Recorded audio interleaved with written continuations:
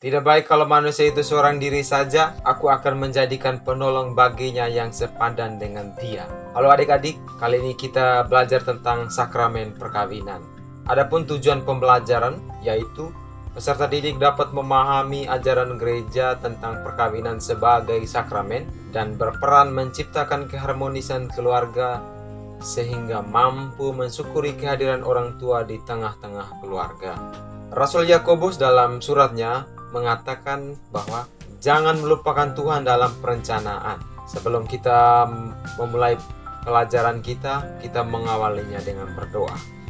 Marilah kita berdoa dalam nama Bapa dan Putra dan Roh Kudus. Amin. Allah Bapa sumber kasih, Engkau telah menciptakan manusia sebagai pria dan wanita agar keduanya saling melengkapi dan mengembangkan. Engkau memanggil mereka menjadi satu daging dan Kau ikat mereka dalam sakramen. Semoga melalui pembelajaran hari ini, kami makin mampu memahami hakikat perkawinan dalam gerejamu yang kudus. Doa ini kami sampaikan kepadamu dengan perantaran Kristus Tuhan dan Juru Selamat kami. Amin. Dalam nama Bapa dan Putra dan Roh Kudus. Sebelum melangkah lebih jauh, kita melihat pandangan masyarakat tentang perkawinan. Ada masyarakat yang memandang bahwa perkawinan dipandang sebagai persekutuan antara pria dan wanita atas dasar ikatan cinta kasih yang total dengan persetujuan bebas dari keduanya. Adapun sebagian orang memandang perkawinan sebagai kontrak atau perjanjian. Ada juga yang menghubungkan perkawinan dari segi tujuannya, yakni adanya anak atau keturunan. Ada yang menghubungkan perkawinan sebagai usaha memperoleh status, harta warisan, kekuasaan, dan lain sebagainya. Lantas bagaimana dengan ajaran Gereja Katolik tentang perkawinan? Kita dapat menemukan arti perkawinan menurut gereja dalam kitab Kejadian bab 2 ayat 18-24, Injil Markus bab 10 ayat 1-9, dan Efesus bab 5 ayat 22-23. Kesimpulan yang dapat kita ambil dari ketiga bacaan tadi, dari kitab Kejadian bab 2 ayat 18-25 menegaskan bahwa sejak penciptaan manusia pertama, Allah telah meneguhkan keluhuran dari sebuah perkawinan. Allah telah menyatakan bahwa perkawinan merupakan penyatuan dua pribadi menjadi satu keutuhan yang tak terpisahkan. Keluhuran perkawinan dalam Gereja Katolik karena campur tangan Allah yang dikukuhkan dalam bentuk sakramen. Hubungan antara seorang perempuan dan seorang laki-laki yang diikat dalam perkawinan adalah hubungan yang bersifat pribadi yang didasarkan pada kasih. Perkawinan dalam Gereja Katolik disebut sebagai sakramen karena melambangkan hubungan antara Kristus dan gerejanya. Kita akan melihat tujuan perkawinan. Tujuan perkawinan yang paling pertama ialah kesejahteraan suami istri sebagai pasangan. Yang kedua, kelahiran anak.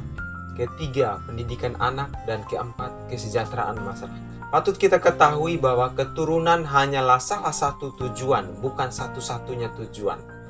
Tidak ada keturunan secara langsung seperti anak kandung tidak dapat dijadikan alasan untuk membatalkan perkawinan. Mari kita lihat ciri atau sifat perkawinan dalam Gereja Katolik. Yang pertama ialah tak terceraikan. Artinya hanya maut yang dapat memisahkan. Kedua, monogami. Artinya satu pria untuk satu wanita dan satu wanita hanya untuk satu pria. Ciri-ciri hakikat perkawinan ialah kesatuan dan sifat tak dapat diputuskan yang dalam perkawinan Kristiani memperoleh pengukuhan khusus atas dasar sakramen. Dalam perkawinan Kristiani tidak dikenal adanya perceraian. Apa yang dipersatukan Allah tidak boleh diceraikan manusia. Selain tidak terceraikan, perkawinan Kristiani bersifat monogami. Cinta antara seorang suami dan seorang istri bersifat total atau tak terbagi. Seorang suami harus mengasihi istrinya seperti tubuhnya sendiri, demikian juga istri terhadap suaminya. Nah, sekarang tugas kita. Dengan menghayati hidup perkawinan sebagai sakramen, maka keluarga Kristiani akan dijiwai oleh rahmat cinta kasih Allah dalam melaksanakan tanggung jawabnya. Hidup bersama dalam keluarga akhirnya dapat berkembang menjadi gereja mini. Iman, harapan, dan kasih diharapkan menjadi penopang keluarga dalam menjalani kehidupan hariannya, sehingga mereka dapat menjadi saksi iman di tengah masyarakat. Mari kita merenungkan salah satu ayat dalam Injil Markus bab 10 ayat 9. Di sana dikatakan bahwa apa yang telah dipersatukan Allah tidak boleh diceraikan manusia.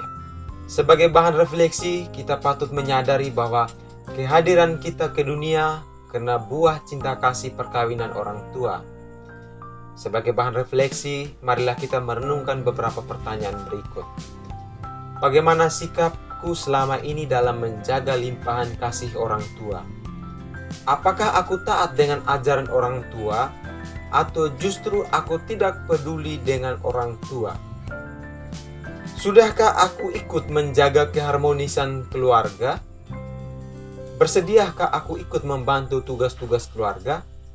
Mari kita hening sejenak merefleksikan sikap kita selama ini.